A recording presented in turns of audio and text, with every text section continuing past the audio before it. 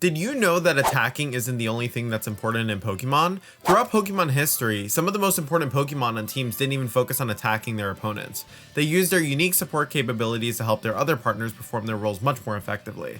My name is JoeUX9, and I am one of the best players in recent competitive Pokemon history, ready to tell you about the top 5 best support Pokemon in Scarlet and Violet. So for number 5 on the list, we're actually going to be talking about Volcarona. This Pokemon was introduced in Generation 5 and it's seen a lot of competitive success, so it's actually really interesting to see it come back in this list. Now, it is in number 5 because comparatively to the other options, I felt as if it was still solid, but it didn't deserve like one of the top 4 spots. And it was just held back a little bit by its low defense stat, which we will be getting into. In more recent history anyways, Volcarona has become more of a support Pokemon, even though previously it did function as more of an offensive option. And the main primary reason for that is because its power level has really decreased over time and its offensive kit has become more limited compared to other options in the format at the moment. Volcarona gets access to some really good support moves anyways, so by no means is it a loss for it. It gets access to Rage Powder, Struggle Bug, and Will-O-Wisp, which all help their teammates in their own ways. Rage Powder allows you to redirect moves away from your partners. You have Will-O-Wisp, which is able to have the damage from physical attacks. And then you have Struggle Bug, which is able to lower the opponent's special attack. And it's basically bug type Snarl, which is incredibly strong. And it's able to really disrupt the opponent's game plan if they're not able to get as much damage off on you. And this pairs really well with its stats as well. And even though the base defense stat of Volcarona looks pretty weak, it does pair really well with its ability Flame Body, along with like obviously the correct EV investment. Because what you can do essentially is just super bulk min-max it into just having a lot of defense, a lot of HP. If they hit you with a physical move, Flame Body will burn you. If you go for a Will-O-Wisp, you can burn them as well. You have a lot of ways to kind of eat up those hits, and its base stats are actually really good besides that because it has a pretty decent HP stat. It's really good special defense stat, so you don't have to invest into it, and a pretty decent special attack stat. And what this special attack stat allows you to do as well is to go for some offensive moves with Volcarona. For example, you could tech Overheat onto a team so you can one-shot Goldango. You can go for Bug Buzz even if you wanted to snipe a Hydreigon. You have a lot of different options that you can utilize. It also gets some cool coverage moves. Giga Drain's a really nice option that gets access to, so there's a lot it can do there. Now, realistically, its typing as well gives it a pretty unique set of resistances, which is really nice. It gets access to the ability to resist Fighting, Fairy, Grass, Ice, and Steel. And the main reason why this is really good for it is because these are really common offensive types in the metagame right now and just in competitive Pokemon. So what this really allows you to do is just have a Pokemon that can really disrupt a lot of the offensive coverage and absorb it. So Volcarona is definitely a Pokemon that should be underestimated on that front, and its typing is actually so unique that it allows it to really fill a unique role from the other supporters in terms of protecting specific partners. And Volcarona can use a wide variety of items. I mean, it has Resist Berries, it has Citrus Berry, it can run even a Focus Sash and max speed. You can go with leftovers. There's a lot of different ways you can customize your Volcarona. I've even seen Rocky Helmet so that you can get some chip damage with Rocky Helmet onto an opposing physical attacker as they're attacking you, and you can get a burn with Flame Body as well. It's really benefited from Terrestrialization. If you're using a Terra Water type on it, it can actually get really annoying to remove. And the main reasoning for that is because the water type perfectly complements its original bug and fire typing to where the weaknesses don't really overlap. So your opponent has to play more of a guessing game on how they can remove your Volcarona. And its favorite partners are typically Pokemon like Annihilate and Garchomp, mostly because its original typing of bug and fire just resists all the moves that normally would really just put on a ton of pressure onto Annihilate and Garchomp. For example, any single target ice moves, any single target fairy moves. These are things that Volcarona can redirect away from these partners and allow them to set up really comfortably. And I think for that reason, Volcarona definitely deserves the number 5 spot on the list.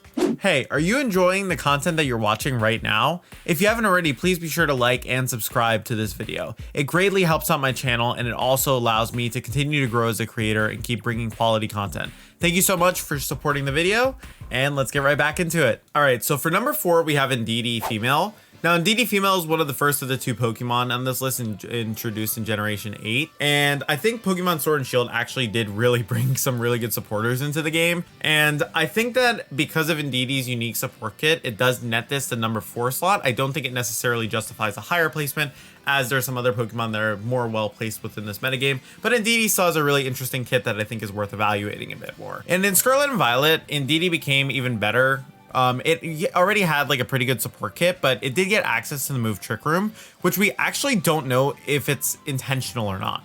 Trick Room was a move that you get access to through raids, and originally it was considered a glitch until it was actually ruled legal at an event where they were like, yeah, you can use Trick Room. It's legal on Indeedee. But along with like this useful speed control option, you do get access to like a lot of different tools. It gets access to Follow Me, which you can use to redirect moves away from the partners, specifically single target moves. Obviously, spread moves will get around that. Then you have moves like Helping Hand, Safeguard, and Heal Pulse. Helping Hand boosts, damage of your ally Pokemon. You have Safeguard, which protects your entire team from status, and you have Heal Pulse, which just is able to heal your partner Pokemon. These are all super useful moves that can really just help you extend your game and really be annoying for the opponent to remove. On top of that too, that's not even all it does. Its main draw is the ability Psychic Surge. Psychic Surge essentially sets Psychic Terrain, and it is the only Pokemon in this format that actually has a terrain ability right now. Like, it has uncontested Psychic Terrain, basically. Now, why is Psychic Terrain good? It blocks a lot of strong priority moves in the metagame. So, for example, Gale Wings boosted Talonflame Brave Bird. You can't get hit by Fake Out, so you don't have any flinches. And then on top of that, you block any Prankster status moves. So you can also swap in Indeedee to block a taunt, for example, from a Grimmsnarl. All of these factors are actually incredibly nice for it and give it a lot of usefulness. Its typing is also really good. Normal and Psychic only has weakness to Bug and Dark. And if you terrestrialize into Fairy type, which I think is an incredibly good defensive terrestrialization on Indeedee, it really just screws over any targeting into it, because now you can just completely flip the script and be like, okay, these Bug and Dark moves you thought were super effective into me, they're not very effective anymore. And it can make it incredibly annoying to remove in a lot of situations, and that lets you enable your partners even better. The main thing with its base stats is that it has a low defense and HP stat, but because its special defense is so high and it's typically used with an item like Psychic Seed, which boosts its special defense when Psychic Terrain is set, which is obviously always going to be set because of its ability, it pretty much goes like 252 HP EVs and 252 defense EVs, which basically just allow it to take any physical hit really comfortably. So you're not particularly pressured on the physical end because you have so much bulk invested. As well too, its favorite partners are usually stuff like Armorage. So Armorage is a Pokemon that has access to Expanding Force. It's the only Pokemon in this generation that has access to Expanding Force, and it can go really, really hard in terms of damage once Psychic Terrain is set. Expanding Force does a lot of damage, and it's able to put on a ton of pressure on the opponent's team. And that paired with like Psychic Terrain, you have Follow Me, Helping Hand, there's just a ton that you can do with it. So coming in at number 3 is Murkrow. So Murkrow's been kind of used on and off in competitive since 2014. It's a unique prankster user. It's typically not seeing too much play, mostly because it was outclassed by Tornadus and Whimsicott specifically. Those two Pokemon were just objectively better Tailwind setters. But we did end up losing both of them coming into this game, at least as far as we know up until this point. So its main competition is pretty much gone at this point. And Murkrow likes to use moves like Haze, Quash, Taunt, and Tailwind, obviously.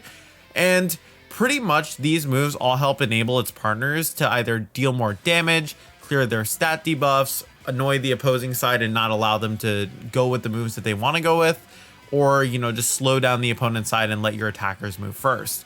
And it gets access to really strong damaging moves as well, like Brave Bird and Foul Play. And you might look at Murkrow and be like, well, this thing can't possibly have like very high attack. You'd be surprised. Its attack set's actually pretty decent, so Brave Bird can hit pretty hard if you're invested and you're running the Focus Sash set. Foul Play is also really nice because it pairs well with its typing. Obviously, it has that stab. And on top of that, it also can just do a bunch of damage to physical attackers and punish stuff like Swords Dance Garchomp. Its otherwise underwhelming stats are made better by Eviolite as well. That is one of the other items that is typically run. Eviolite does make its bulk actually pretty respectable. It's not like the biggest tank in the world, and it's not going to live every single hit, but it does have a lot more staying power than you'd normally expect from a Murkrow. As well too, its typing lets it synergize with one of the biggest ground type threats in the format right now, which is Garchomp. It can just click Tailwind and Garchomp can click Earthquake, and it's pretty not punishable. As well, it pairs with Terra Ground Garchomp pretty well, so that's super nice too. And then it also pairs super well right now with like big meta threats like Hydreigon and Goldango, which go for Draco Meteor and Make It Rain respectively, and both those moves drop special attack, right? Which seems really bad, but Murkrow has Haze, which clears all of those stat debuffs. So it's actually synergizing incredibly well with these Pokemon and enabling them to do a lot more damage.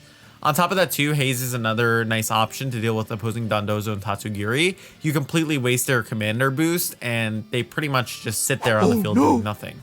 Its dark typing too is also really nice because you can get taunted by opposing Grimmsnarl or just taunted by opposing Prankster Pokemon.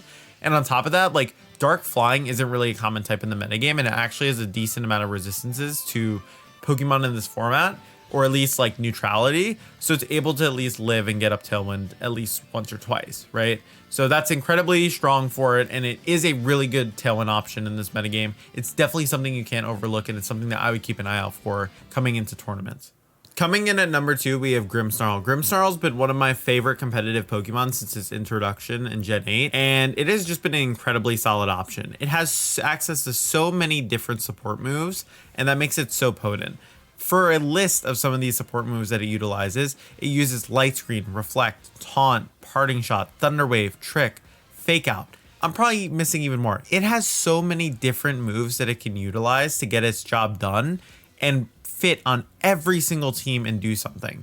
I think that it is one of the best Pokemon designs ever made because of how consistent it is. And I think it was one of those Pokemon that were designed with competitive Pokemon in mind, specifically VGC. Not only that, but it also has a super high attack stat, so it can chunk a lot of opponents with strong stab Spirit Breaks, which not only does a bunch of damage, it's a base 75 stab fairy move that's 100% accurate. It also drops special attack guaranteed. So you can use this to chunk a bunch of slots, Garchomp, Murkrow, Hydreigon, and on top of that, even if you're just throwing it into not very affected Pokemon like Goldango, for example, and catching it with the Spirit Break, you're going to be lowering its special attack stat, so it's doing less damage to you. Now, screens are really the main draw of Grimmsnarl, with its ability to set up Light Screen and Reflect and really just reduce the amount of damage that the team takes being its main benefit. And it also gets access to some really good moves to shut down opposing support Pokemon like Taunt.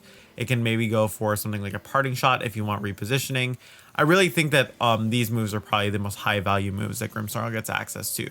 On top of that too, its unique typing is like kind of weak to a lot of stuff that's in the metagame commonly, like Fairy, Steel, and also Poison is sometimes in the metagame. But because you can terrestrialize into a Steel type, you can cover those weaknesses.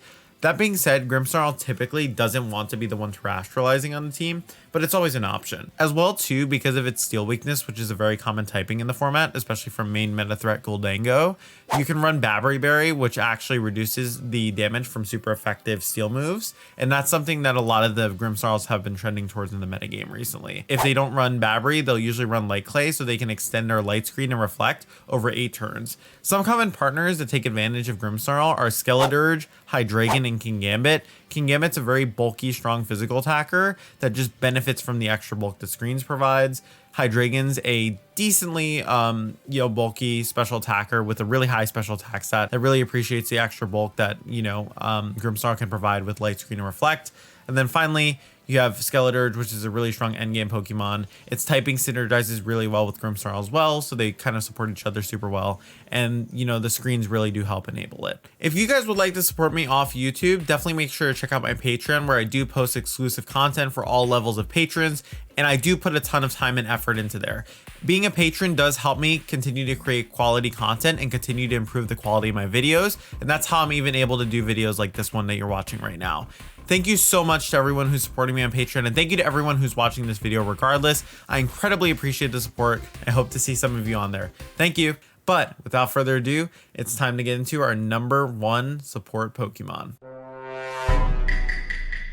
Amoonguss has been a competitive staple in VGC since Generation 5, and it hasn't had a bad season besides maybe considering its bans in regional dex formats where it just wasn't allowed because it wasn't in the Pokédex. Besides that, it has never not been a good support Pokemon, and that's why it's in number 1. Amoonguss has access to a lot of useful moves as a supporter. Some of those moves are Rage Powder, Clear Smog, Spore, and those are the main moves it'll really be utilizing. It also gets Pollen Puff as well. Pollen Puff heals the opponents, is essentially Heal Pulse, except that you can also use it as a damaging move into opponents. Clear Smog is used to phase opponents' stat boost. So for example, if you Clear Smog into Dondozo that has just gotten the Commander boost, they will lose all of their stats. So what do the other support moves do? Why are they so important? So Spore is a 100% accurate sleep move. Guaranteed puts the opponent Pokemon to sleep unless they're wearing goggles or if they're a grass type. And you're essentially just able to really just pressure Spores with no drawback into slots as long as the team doesn't have any counterplay into it. And as well, it gets access to Rage Powder, which is super useful since it has really solid bulk and it can pretty much draw any moves into it that a partner wouldn't enjoy. And because it's one of the only main viable grass types, there's very little overlap that it has with other Pokemon, making it an incredibly good supporter. As well too, its ability synergizes really well with what Amoonguss wants to do. Regenerator, every time you switch out, you heal 1/3 of your health. The fact that this is how it works for Amoonguss just means that it's so useful that you can use it, soak up a bunch of damage, swap it out, bring it back in to do the same exact thing again. Grass and Poison is a pretty solid typing, mostly because it resists a lot of common attacks in the metagame. So for example, it resists water moves. It resists fairy moves. Fairy moves is probably the biggest one, which is why you typically see it next to dragons a lot. And on top of that, its weakness is ice, fire, all these options you can terrestrialize now to beat them. And that's why Terra Water Amoonguss is one of the most popular terrestrializations, because it allows it to sit in front of Pokemon that would normally pressure it and just go for spores. But it isn't the only terrestrialization that Amoonguss can use. It can also use a dark type terrestrialization, and what the dark type terrestrialization does is it blocks prankster taunts. So you can already see like how good of a terrestrial user it is. Now this all sounds good. So you're listening to this and you're like, oh my god, Amoonguss is crazy. There's so many things. I haven't even talked about items yet. The amount of item customization on this Pokemon is ridiculous. You can run a Pyapa Berry to cover for its psychic weakness. You can run an Aka Berry to cover for its fire weakness.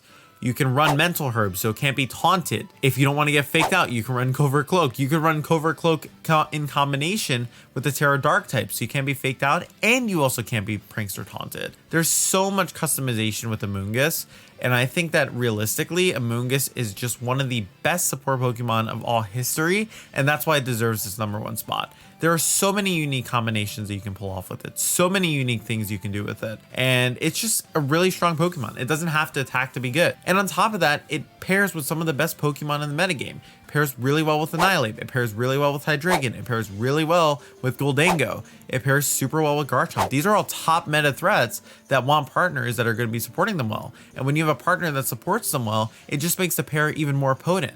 So this really just elevates Amoonguss to being one of the best Pokemon in the format. And I honestly see Amoonguss being consistent even when more Pokemon are added to the Scarlet and Violet decks.